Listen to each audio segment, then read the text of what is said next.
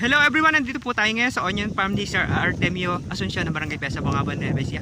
Bali, ang area po ng kanyang farm dito sa Sitio Lotet, sakop din po ng Barangay Pesa. Ito po si Sir Mario Vicente. Isa po kayong agent. Opo.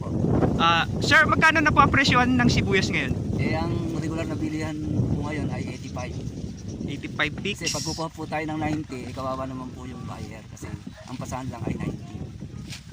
Ayun po, nililinaw po ni Sir Mario na 85 pesos per kilo pa lang Kasi ang... pag 90 po ang kuha, wala na pong kikitain naman yung bibili.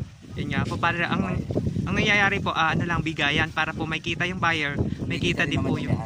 Sa tansya nyo po ba, mas tataas pa po yung presyo ng sibuyas? Pag po naubos yung imported, yung buwan na to, baka may posibilidad na tumaas na ng konti. Ayun, para naman po magkaroon ng pag-asa yung mga may tanim pa pong sibuyas na anihin. Kasi meron pa pong lumalabas na paunti-unti naman na lang yung imported.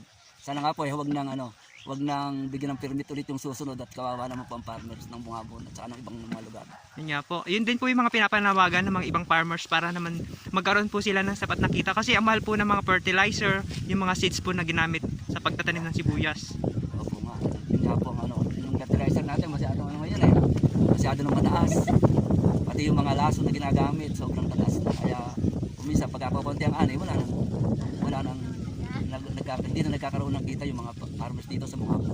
Bali nagiging nangyayari, napupunta lang po lahat sa punan kasi sa laki po ng ginagastos sa pag-aalaga ng sibuyas, kailangan din po ng sapat na kita para naman magkaroon ng kahit konti lang po para sa pamilya na nagtatrabaho sa bukid. Tama sir. Sir.